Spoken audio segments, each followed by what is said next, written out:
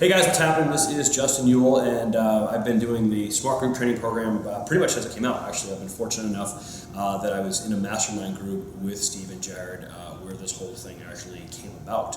I was probably one of the people who were pestering them for more information, and that's kind of where this whole thing brainchild from. So I'm excited to be on the team of the advisory board helping people out. And I know they've got a great certification coming up, so if you haven't checked that out, you definitely want to take a look at that. But today what I want to do is I want to share with you guys some information about how I'm using the Smart Group training philosophy in our program here, and some of the unique things that we're doing and some things that may not be so unique, but we've adopted from other places. So first thing you'll notice is we've got basically this setup here with all these different colored bands on them, and as you know, these are the SGT bands, each representing the different FMS assessments. So follow the SGT system.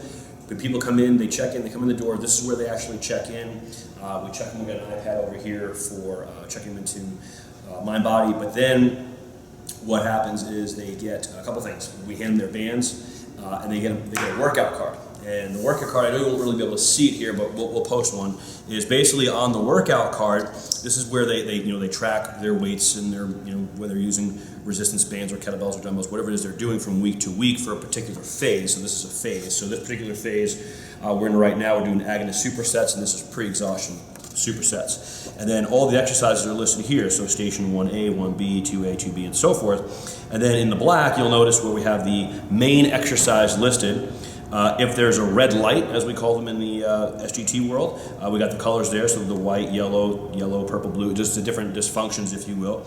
And then if there is a red light, then you'll notice in the gray that's the corrective exercise that they're going to be doing. So while it's not a specific corrective exercise like you might use in personal training for the specific person, it's the general corrective that we're using to replace the main exercise. And then we have different levels. So sometimes it's obviously just going to be a level 1 because the difference in levels is by the weight that you choose. And other times it might be, down lower here, it might be a different variation. This particular workout looks like there aren't a whole lot of variations, but we may go up to 3 variations on an exercise.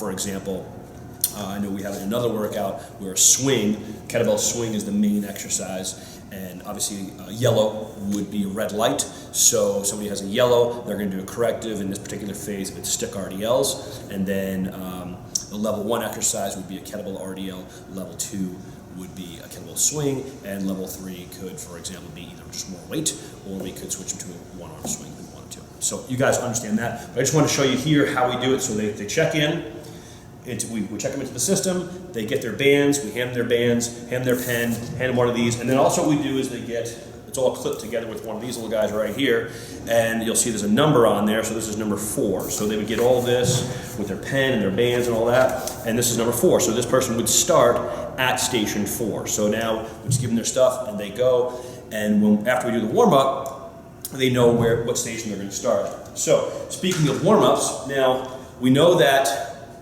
people are going to have more than one bracelet. So if we've got 2, 3, 4 bracelets, what are we going to address first? And we learned that through FMS and through SGT, how to address the highest priority need. So one of the things that we do is we know a lot of these folks are not going to do their homework outside of here.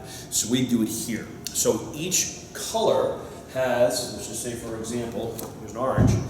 We have a color for each of these, and this is going to be their warm-up. So what we're going to do is we're going to address specifically the tissue quality and the corrective exercises in their warm-up. So if you're dominant, or if your high priority is going to be orange, well then you're going to get this orange card as well. And people will memorize this after a while, but when we do the warm-up, we do about a 10-minute warm-up, and orange are doing orange, red are doing red, white are doing white, and so on. So it allows us to start addressing that highest priority dysfunction right here in session 3 times a week, because we know we'd like them to be doing outside of session, but we know that's not necessarily happening. So that's a great way that we can address that highest priority and start fixing things a lot faster. So that's what happens when they check in. Then I did mention the stations, so let me walk you over to a couple of stations here. So if we come over here, gym by the way, for now. Station 5 in this particular series here. So we got workout A, station 5. We've got, like I said, we're doing some supersets here. We're doing dumbbell flies and dumbbell chest press. So just a classic pre-exhaustion superset, but there's no corrective, right? So now, there's no corrective per FMS, per SGT, but we do know that with that dumbbell fly, that could be a very sensitive issue for somebody with a white bracelets. So we address that on a more individualized basis. But here it's just a simple level 1. They're going to choose their weights and go. Whereas maybe down here, come down this way, what do we got? We got station number 1. We're doing a kettlebell pullover right into a suspension trainer row. Obviously, you can't highlight white. And here's another one that's kind of a technicality. If you look at the red flags, generally it's overhead pressing movements that are going to be red flagged for somebody with a white bracelet, a shoulder mobility issue. But I'm really a stickler when it comes to this stuff. So any kind of overhead resisted exercise, whether it's a pull down or a pull over, I still throw the white band on. I've actually had this conversation with both Steve and Jared, and they're kind of leaning more towards the side that I do as well. So we're putting somebody into a corrective in this situation. So there it is. There's the corrective right there. It's highlighted in the same color. In this case, obviously it's black because you can't do white, and then the levels. And then in some of the other stations, you might be able to see down there, if you don't know if you can see it or not, but it's they're yellow, so both exercises happen to be yellow. So we highlight them yellow, and then the corrective is there in yellow, and then there's level 1 and actually a level 2 on that. And I'll include a couple of these that Steve and Jack can put on their blog. So that's it. I mean, that's how we are. One of the ways that we're incorporating the SGT program into the workouts that we do here. I hope that was helpful.